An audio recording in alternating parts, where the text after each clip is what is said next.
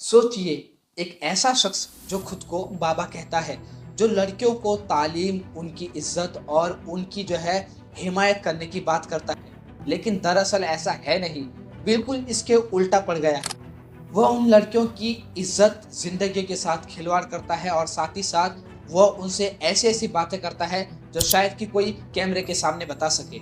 आखिरकार कब तक ऐसे लोग समाज को धर्म और आस्था के नाम पर धोखा देते रहेंगे? ये कहानी है दिल्ली के चेतानंद सरस्वती बाबा की, जो एक गर्ल्स इंस्टीट्यूट चलाते थे। लड़कियों को लगा कि वो आश्रम में है, सेफ हाथों में है, महफूज जगह पर है, लेकिन हकीकत कुछ और ही थी। कम अज कम 17 लड़कियों ने इल्जाम लगाया कि बाबा ने उनको जिस्मानी तौर पर हिरास किया, आश्रम के अंदर सीसीटीवी, जबरदस्ती धमकियां और जाली नंबर प्लेट वाली गाड़ियों का इस्तेमाल किया करते थे। और ये सब के सब पर्दे के पीछे चल रहा था। लेकिन जब लड़कियों ने कंप्लेंट डाला, पुलिस जब वहां पर पहुंची तो बाबा वहां से फरार निकला। होटल बा होटल बदलते रहे और अपने जिस्मानी हुलियों को भी बदलता रहा। जाली कार्ड्स वगैरह बदलते रहे, जाली नंबर प्लेट्स की गाड़ियां भी बदलते रहे। इसी तरीके से आखिर में वो बाबा पकड़ा गया। अब सवाल ये है कि जब लड़कियां बार बार इस तरीके से अपनी आवाज़ों को उठा रही थी, या यूं कह लो कि इस तरीके से कंप्लेंट्स डाल रही थी, तो अब तक इस पर जल्दी से जल्द कार्रवाई क्यों नहीं की गई? इतनी ताखिर से कार्रवाई क्यों की गई? और आश्रम जैसे संस्था को बदनाम करने की जब कोशिश की जा रही थी, तो इतने लंबे समय तक इस कारोबार को चलने क्यों दिया गया? किसके हाथों ये जिम्मेदारी गई?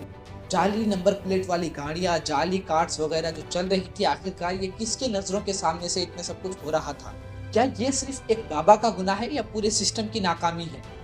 इतना बड़ा कांड हुआ, इतनी सारी बातें इस केस में सामने आई, लेकिन भरपूर तरीके से मीडिया ने इस चीज़ को कवर नहीं किया। शायद ही गिने चुने चैनल्स पर आपने देखे होंगे, या वो भी इस तरीके से बताया जा रहा हो जिससे कि कोई ये बड़ा मुद्दा नहीं, या कोई बड़ा कोई फैक्ट नहीं है। लेकिन आज अगर आप देखें मीडिया किस तरीके से काम कर रही है, उन चीज़ों को दिखाने की कोशिश कर रही है, उन चीज़ों को एंटी नेशनल बताने की कोशिश कर रही है, तो कोई देश के लिए बड़ा मुद्दा नहीं है। आज मीडिया देश की उन चीज़ों पर काम कर रही है जिस तरीके से पहले के ज़माने में अंग्रेज़ हुआ करते थे, और वो एक दूसरे गिरोह के सामने एक दूसरे गिरोह को लड़ाने की कोशिश करते थे। ठीक वही काम आज देश की मीडिया कर रही है। एक दूसरे गिरोह को, एक दूसरे कौम को एक दूसरे से लड़ाने का और जहरीली अंदाज में अपने बयान को चलाने का काम आज मीडिया कर रही है। ज़रा सोचे सही, ये 17 लड़कियां अगर आपकी बेटी होती, आपकी बहन या आपकी दोस्त होती, तो क्या आप इस वक्त भी इसी तरीके से खामोश रहते जिस तरीके से आज खामोश है इस खबर को सुनने के बाबत भी? हमने कितने ही बाबाओं के चेहरे पहले भी देखे हैं जो आस्था के नाम पर लोगों से खिलवाड़ करते हैं, लोगों की ज़िंदगी से खिलवाड़ करते हैं और लोगों की पूरी धन दौलत से खिलवाड़ करते हैं। इस तरीके के फ्रॉड हमने पहले भी बहुत सारे बाबाओं के सामने देखे हैं, लेकिन फिर भी सवाल वही आता है कि आखिरकार हम लोग सच में कब जागेंगे?